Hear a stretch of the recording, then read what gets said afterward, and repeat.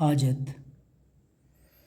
جس نے اپنی حاجت کسی مومن کے سامنے بیان کی، اس نے گویا اللہ کے حضور اپنی ضرورت بیان کی، اور اگر کوئی اپنی حاجت کسی کافر کے سامنے بیان کرتا ہے تو گویا وہ اس سے اللہ کی شکایت کرتا ہے۔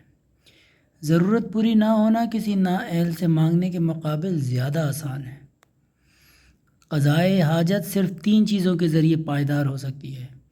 اسے چھوٹا سمجھے تاکہ وہ بڑی ہو جائے، اسے پوشیدہ رکھے تاکہ ظاہر ہو جائے، اور اس میں جلدی کرے تاکہ وہ خوشگوار ہو جائے۔ جس پر اللہ کی نعمتیں بڑھ جاتی ہیں، اس کے پاس لوگوں کی ضرورتیں بھی بڑھ جاتی ہیں۔ لہٰذا جو ان نعمتوں کو اللہ کی راہ میں انفاق کر دیتا ہے تو اللہ اس کی نعمتوں کو دوام بخش دیتا ہے، مگر جو ان میں سے واجب المقدار نہیں نکالتا تو اللہ اس کی نعمتوں کو تباہ و برباد کر دیتا ہے۔ ضرورت کے وقت خضوع و خاکساری اور بے نیازی کے موقع پر سرد مہری کتنی بری بات ہے۔ جس سے چاہو ضرورت بیان کرو، لیکن تم اس کے اسیر ہو جاؤ گے۔ ضرورت سے پہلے ہدیہ بہترین چیز ہے۔ دوست ضرورت کے وقت ہی پہچانے جاتے ہیں۔ تمہیں اپنے کسی بھائی کو مانگنے کی تکلیف نہیں دینا چاہیے اگر اسے اس کی حاجت کا علم ہو جائے۔ آپ نے اپنے اصحاب سے فرمایا، تم میں سے جس نے بھی مجھ سے کوئی حاجت ہو وہ لکھ کر دے دے تاکہ میں تمہارے چہروں کو سوال کی ذلت سے بچا سکوں۔ اپنی ضرورتوں کے معاملے میں بادشاہ کی بے اعتنائیوں پر صبر کرو، کیونکہ تم نہ تو اس کی سب سے بڑی مشغولیت ہو اور نہ ہی تمہاری وجہ سے اس کے امور کو استحکام حاصل ہے۔ ضرورت مند کو کل پر نہ ٹالو، کیونکہ تمہیں کل کی خبر نہیں۔ ضرورتوں کی عزت نفس کے ساتھ بیان کرو، کیونکہ بلا شبہ حاجت روائی تو اللہ کی ہاتھ میں ہے۔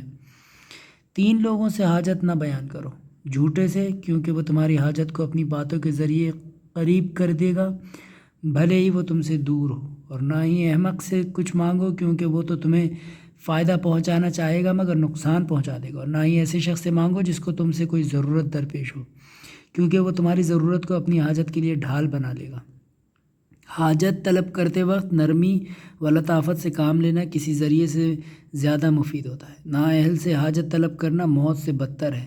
جس سے تم نے اپنی حاجت بیان کر دی، اس کے سامنے تم بے عزت ہو گئے۔ جو تمہارا محتاج ہوگا اس پر تمہاری اطاعت اپنی حاجت ہی کے مقدار میں واجب ہوگی۔ جس کی لئیموں کے پاس کوئی حاجت ہوگی وہ ذلیل ہوگا۔ محتاج کو کبھی نامراد نہ لوٹاؤ، بھلے ہی وہ بار بار مانگے۔ جو تمہاری محتاج ہے اس پر شفقت کرنا تم پر واجب ہے۔ یقیناً لوگوں کے پاس تمہاری ضرورتیں اللہ کی تم پر نعمتوں کی طرح ہیں، لہٰذا ان نعمتوں کو غنیمت جانو اور ان سے بد دل نہ ہو جاؤ کہ نتیجتاً وہ عذاب و سزائیں بدل جائیں۔ مجھے اس آدمی پر تعجب ہے جس کے پاس اس کا کوئی مسلمان بھائی کسی ضرورت کے تحت آتا ہے مگر وہ اس کی حاجت روائی سے انکار کر دیتا ہے اور اپنے آپ کو اچھائی کا اہل نہیں پاتا۔